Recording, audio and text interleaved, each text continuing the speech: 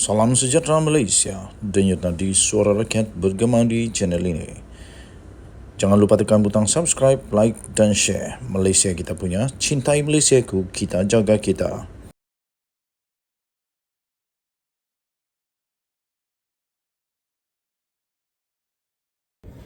Salam sejahtera Malaysia, denyut nadi suara rakyat bergema di channel ini.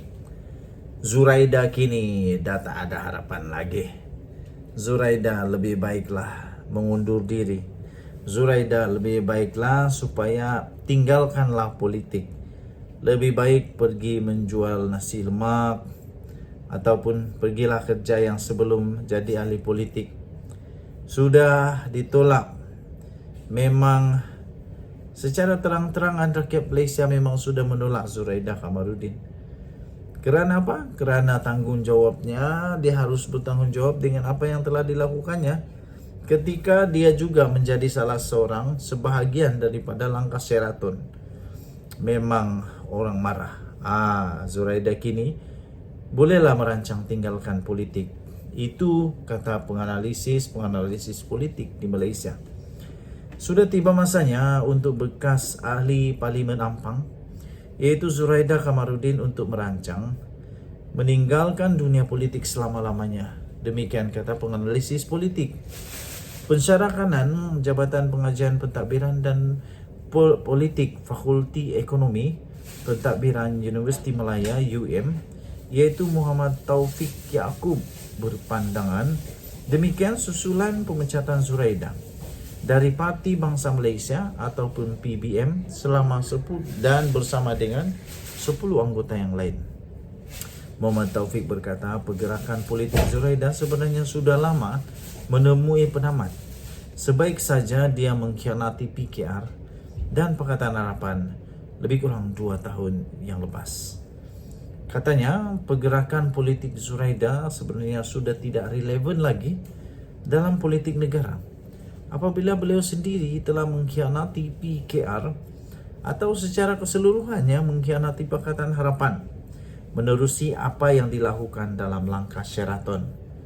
Tuan-tuan, katanya lagi Zuraida juga telah gagal untuk mengenal pasti arah tuju politik yang sebenar selepas tidak lagi menang dalam PRU 15 yang lalu.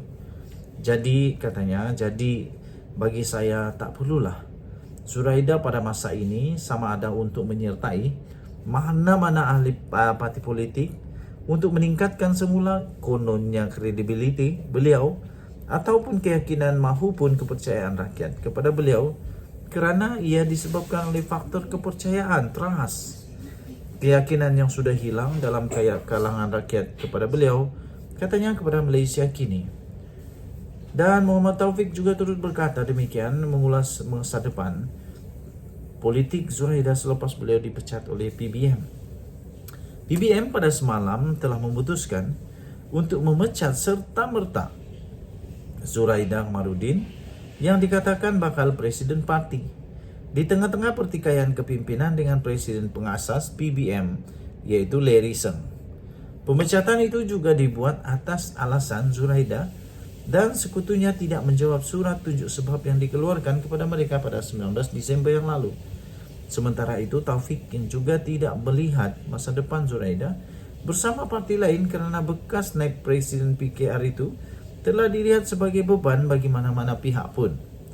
Katanya, bagi saya Zuraida tidak perlulah aktif dalam mana-mana parti politik sekalipun, kerana beliau akan membebankan parti politik yang disertainya. Apatah lagi nak menubuhkan parti politik baru yang bagi saya sudah tidak lagi mampu nak diterajui oleh Zuraida sendiri, katanya. Kata Muhammad Taufik lagi, langkah Zuraida untuk menubuhkan parti baru juga bukan satu pilihan. Lebih-lebih lagi dalam dunia politik semenanjung. Katanya Perdana Menteri 2 kali, iaitu Mahathir Mohamad sendiri pun gagal melalui Parti Pejuang Tanah Air Pejuang yang kalah teluk dalam pilihan raya umum baru-baru ini. Akhirnya beliau tergelincir dan tewas serta dilihat tidak lagi mampu bertentangan dengan arus politik negara tambahnya. Denyut nadi suara rakyat bergema di channel ini, saya setuju. Lebih baik Zuraida Kamaruddin balik kampung tanam jagung. lebih baik dia buatlah kerja-kerja yang lain. Pada pendapat saya pun setuju dengan penganalisis politik ini bahwa Zuraida Kamarudin sebenarnya sudah tamat. Sejurus selepas beliau mengkhianati PKR, mengkhianati mandat rakyat, mengkhianati PH, memang beliau dihukum oleh rakyat Malaysia. Denyut nadi suara rakyat bergema di channel ini. Bye-bye. Salam sejahtera Malaysia. Denyut nadi suara rakyat terus bergema di channel ini. Tuan-tuan dan puan-puan yang dihormati sekalian, setelah kerajaan perpaduan yang dipimpin oleh Datuk Seri Anwar Ibrahim mulai mengemudi negara Malaysia, satu demi satu buat kejutan. Menteri-menteri buat kejutan. Menteri-menteri buat sesuatu perkara yang tak pernah dilakukan oleh mana-mana menteri di dalam kerajaan yang terdahulu. Tapi sebelum itu saya ingin ucapkan bilion terima kasih sarange kepada semua yang sudah tekan butang subscribe, like dan share, yang sudah komen. Terima kasih. Bagi yang belum tekan butang subscribe, saya mohon untuk tekan butang subscribe, tekan juga join member. Sekiranya anda ingin menjadi member dalam channel ini, saya alu-alukan. Kerana bermula pada tahun depan, kita akan mulakan pemberian souvenir, goodies, giveaway, merchandise dan banyak lagi daripada channel ini untuk semua member yang bertuah dan terpilih. Tuan-tuan dan puan-puan, sekali lagi, menteri buat kejutan. Buat lawatan secara mengejut, menteri akhirnya mengumumkan supaya mengurangkan masa menunggu di Hospital Tengku Ampuan Rahimah. Menteri Kesihatan Dr. Zaliha Mustafa telah membuat kunjungan mengejut tanpa sebarang pengetahuan. Ini baru betul. Nanti kalau tak mengejut, orang bersiap sedia penuh dengan lakonan. Tapi kali ini Dr. Zaliha, Menteri Kesihatan, membuat kejutan kunjungan mengejut di Hospital Tengku Ampuan Rahimah HTAR di Klang Selangor malam tadi. Ini baru betul.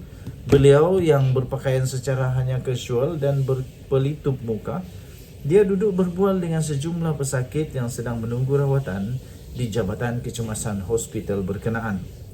Kunjungan itu dibuat tanpa beliau memaklumkan kepada pihak hospital terlebih dahulu.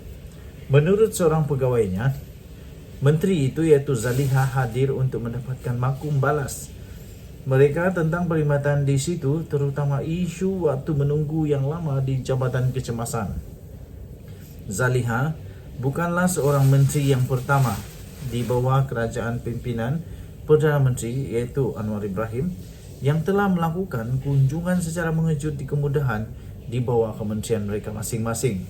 Sebelum ini, seperti yang kita ketahui, Menteri Pengangkutan iaitu Anthony Luke telah melakukan perkara yang sama di beberapa stesen LRT di ibu kota untuk melihat perkhidmatan yang menurut pengguna di tahap yang menghampakan. Menurut pegawai Zaliha, rata-rata pesakit mengadu kepada Zaliha mereka terpaksa menunggu lama sebelum mendapatkan rawatan. Selain itu, katanya lagi, Zaliha juga mendengar cadangan dari petugas kesihatan di situ untuk penambahbaikan dalam beberapa aspek. Maklum balas dari kedua-dua belah pihak telah dibawa ke dalam mesyuarat Kementerian Kesihatan untuk penambahbaikan, katanya lagi. Inisiatif sedia ada di HTAR antaranya penyediaan wad untuk pesakit yang hanya perlu dirawat di hospital selama beberapa hari, iaitu short stay ward, dan juga teknologi digital untuk pengurusan penggunaan katil serta komunikasi antara kekitangan hospital dan klinik kesihatan turut dipertimbangkan untuk dilaksanakan di Jabatan Kesihatan Kecemasan di hospital yang lain. Dan jadi suara rakyat bergema di channel ini. Terima kasih diucapkan, tahniah diucapkan kepada menteri yang berkenaan. Ini baru betul. Ini baru tak ada orang berpura-pura, tak ada orang berlakon. Ini baru betul. Tahniah diucapkan. Bye-bye.